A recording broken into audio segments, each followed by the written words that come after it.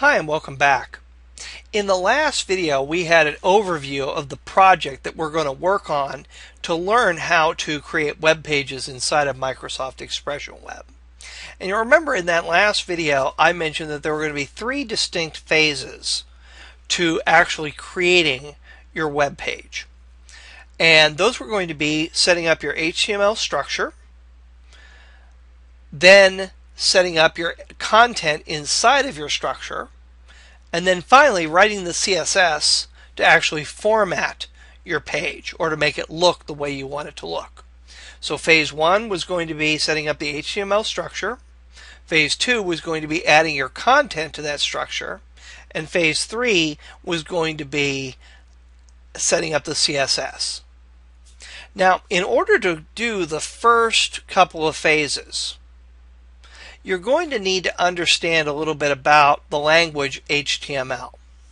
At this point, some people become really nervous because instead of just simply clicking on menu items and dragging and dropping things around, all of a sudden they've got to sort of be in the code and typing things out. And that can be a little intimidating at first. And while some programming languages are very difficult to learn, HTML is a relatively simple language to learn.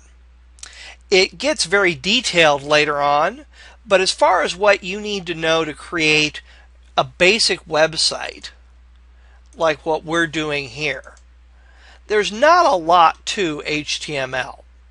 So this is going to be a relatively simple thing for you to learn.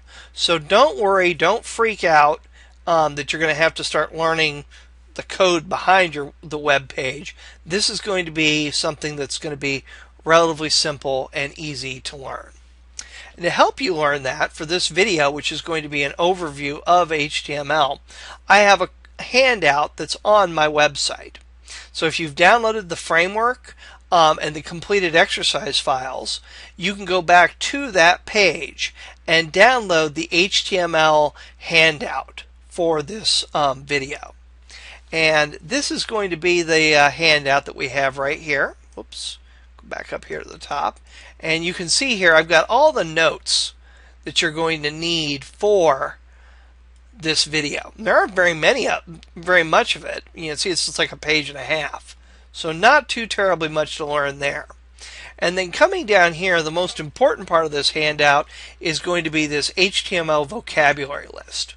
And this is a list of the essential HTML codes, or we call them tags inside of HTML, that you're going to need to understand in order to write clean, well-formed HTML. And you can see here as I scroll down, there are not too many of these codes that you need to learn. That's all there is to it. So you really need to only learn about 20 or 30 codes or tags to effectively write HTML. And then you just need to understand a few rules that I detail up here to understand how to write your HTML. So this handout is going to be great for helping you understand the content of this lesson. So I'm going to come back here and I'm going to come back into Expression Web and let's get started learning about HTML. So here we are back inside of Expression Web. And I'm going to go ahead and first thing I'm going to do is I'm going to go to my Tools menu right here and I'm going to select Page Editor Options. And we want to make sure that your version of Expression Web and my version of Expression Web have the same options set up. And for our purposes, you're probably on the General tab right now. We want to go ahead and click on the IntelliSense tab right here. And there's a few of these options that I want to make sure that we've turned off because it's going to hinder us in learning HTML if we have Expression Web completing things for us. So here where it says auto insert, I want you to uncheck close tag, HTML attribute value quotes, and I want you to uncheck enable code hyperlinks for the following elements. So make sure that those three options are off. And then go ahead and click OK. And we're back here in our main window. Now I'm going to go ahead and I'm going to open this main.html page. And remember, there are a couple different views that you can be in. You can be in design view, or you can be in code view. And for this lesson, we want to be in code view. And I want to go ahead and delete everything that Expression Web has set up here for us so that we can start with a nice clean page. So I'm going to highlight all that and just hit delete. And so you should have just a nice empty main.html page. Now, first thing that you're going to need to understand about HTML is that there are two different kinds of tags. There are structural tags and there are semantic tags. And again, a tag is just a code that tells the browser something about the element that it's supposed to be working with. Now, a tag usually has an opening part and a closing part. The simplest and most basic tag that we work with is something called a p tag. And a p tag marks a paragraph of text. And a tag is always contained inside of these two greater than and less than, or I should say less than or greater than brackets. So that's how you write a tag inside of HTML. And we would say that this is an opening p tag. Wherever you have an opening tag, normally you need a closing tag. You close a tag by again doing a bracket, but then you put a slash and the tag name, and then your closing bracket. So we have an opening p tag and we have a closing p tag here. Anything that's inside of those two tags is said to be contained in those tags. So I can type, this is a paragraph here, and this paragraph is contained, or this text is contained inside of this p tag. And again, we have an opening tag here and a closing tag. If I wanted to indicate a heading on a page, I could do that with another tag. In the case of headings, normally they're called H tags. And H tags always have levels associated with them. So I could say if I wanted a level 1 or a main heading, I could say H1 here. And again, where I have an opening tag, I need a closing tag. And then anything inside of those tags is said to be contained inside of it. So I could say this text is contained inside of this H tag or this H1 tag. And when we look at this in design view right now, you'll see there's your heading and there's your paragraph of text. So HTML is written with a series of codes called tags. Every tag has both an opening form, or almost every tag has an opening form, and it also has a closing form. Now, going back to what I said originally, there are two major kinds or major groupings of tags inside of HTML. There are structural tags and there are semantic tags. For right now, don't worry about the differences between the two. We'll talk more about them later. But starting off, we're going to talk about structural tags. And there are really only 5 HTML structural tags that you're going to need to know. When I come here to my vocabulary list, you can see here I have semantic tags, and there's the P tag and the H tag, and then I have structural tags. And there are the 5 structural tags. And if you haven't downloaded this handout, you can go ahead and just type these notes out from what you see here. But you can see there are really only 5 structural tags that you're going to need to know. And we're going to start off by learning these first 3, HTML, head, and body. So coming back in here, I'm going to go ahead and again select all of this and delete it. Now, web browsers like Internet Explorer can actually display multiple types of documents. For example, you've always been able to display a web page that's written in HTML in a browser, but many times on the web now we're able to click on Adobe PDF documents, and the browser can open those up and display those for you. Browsers can display documents in another language called XML also. So there are different languages associated with the web. Another is JavaScript. So when a browser opens up a page, it needs to know the language that you're actually using to write your content or to set up your page. And that's that first tag, HTML.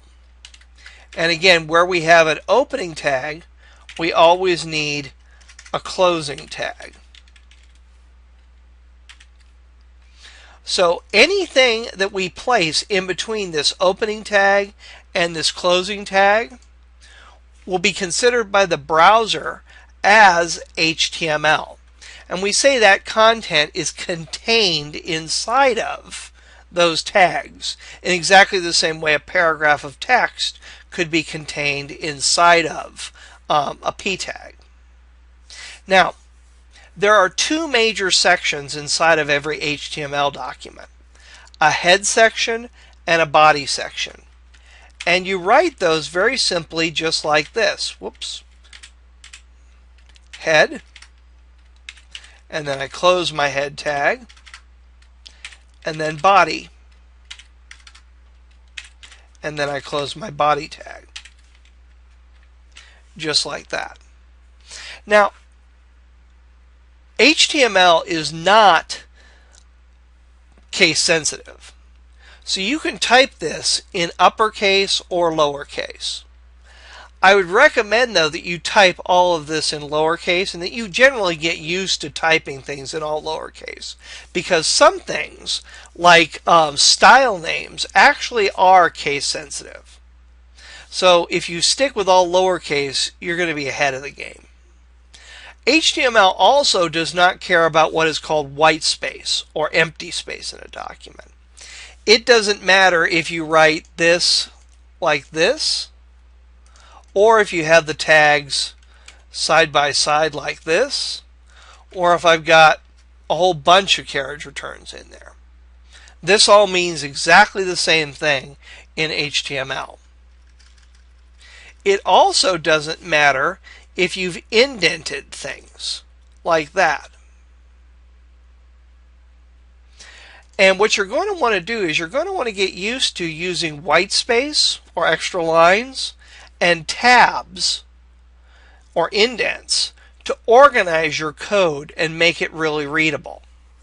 In this case, the head section and the body section are contained inside of the HTML tags. So I indented them in to indicate very easily or very visually the structure that's here. So you can give yourself as many spaces and you can use indents as much as you want, as long as your code is very readable. And you'll sort of get the feel for how you like to write the code as you go along. The only goal is that it be very readable and very organized. Now back to these two sections here, head and body. The two major sections that are in absolutely every HTML document. And they have very specific purposes. Any information that you place inside of the head tag is going to be an instruction to the browser. Anything you place inside of the body tag is going to be content that the visitor is going to see. So if you need to tell the browser something, you place that in the head section. If you want to create content for your visitor to see, you place that in your body section. And there are exceptions to that, but that's generally the way this is outlined. So things like links to your style sheet or meta tag information for search engines, or the language attribute to say what language your web page is written in, that's all going to be in the head section of your document. Things like text and headings and tables of information and images. Well, that's all content that you want your visitor to see. So that's going to be in the body section of your web page.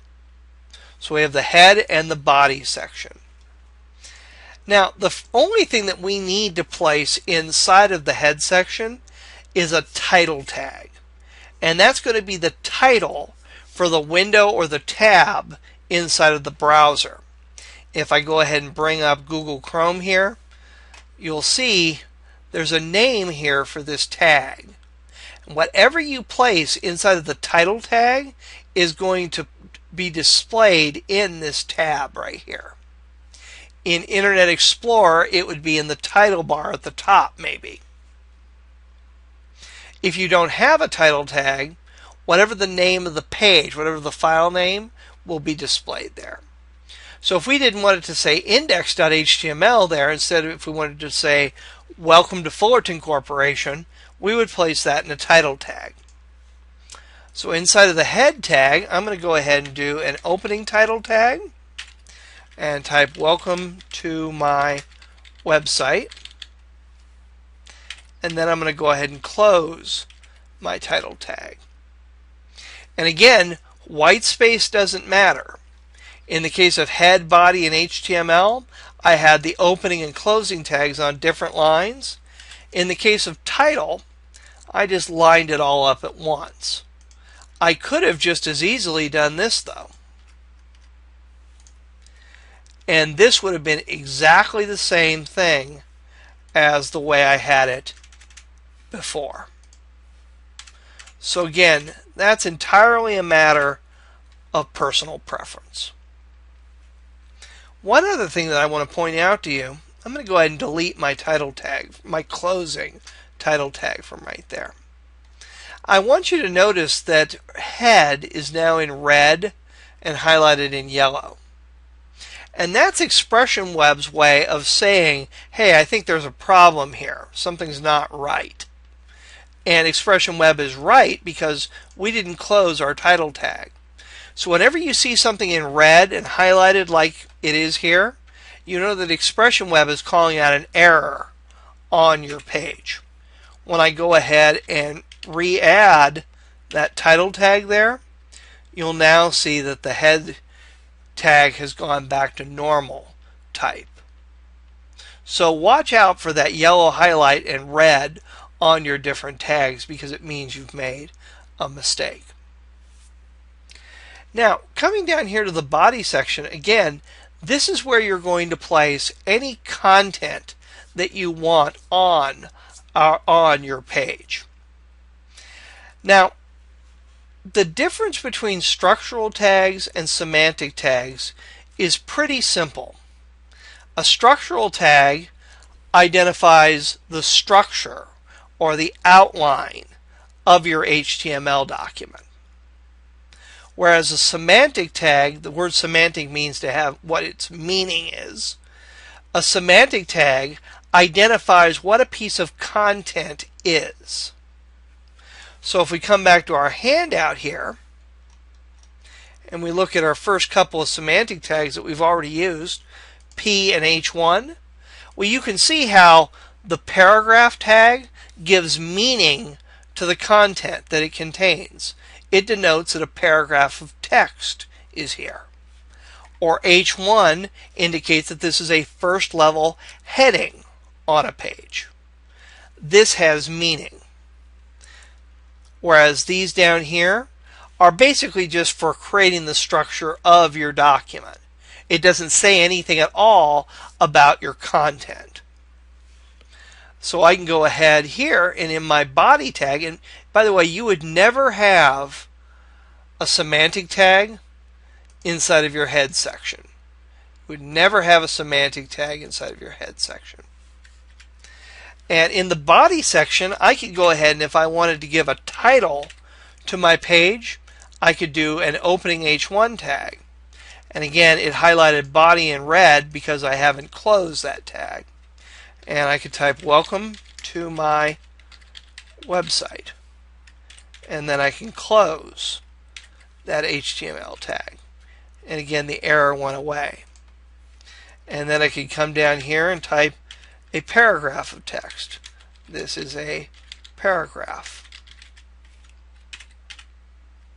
And then I can close my p tag. Save that. When we look at this in design view, you'll see what you have here. Now, if you were in design view like we were in earlier lessons and adding content and making changes, those changes are going to be made behind the scenes as well to the HTML. If I click at the end of this paragraph and hit enter and type another paragraph on the page, well, that's another p tag that's right there. So when I look at this in code view, you can see that another paragraph has now been added to my page. This also gives more meaning to these little code hints right here. When I click on this paragraph right here, you can see Expression Web is visually telling me, well, that's a p tag, or that content is contained, hence the box, in that p tag. Same thing here. Same thing with H1. If I click down a little bit lower, you're going to see I have body here, and body has a box that's containing both the heading and the two paragraphs. And sure enough, when we look at our code, we see body is containing those elements. So design view can be really helpful, not necessarily in structuring your pages, but in identifying the structure of the pages when you're visually looking and seeing the way things are going to look. If I click on this paragraph, you're going to see this area right up here at the top sort of gives you an outline of what you've got going. We can see this is inside the body. This is a paragraph which is inside of the body tag. If I click up here, I can see this is an H1 inside of my body tag. So those code hintings really help you in laying out a web page, and we'll see that just a little bit later. Now, I'm going to come back in here to code view, and let's learn about a few more different types of semantic tags. We're going to come back to the structural tags in a little bit.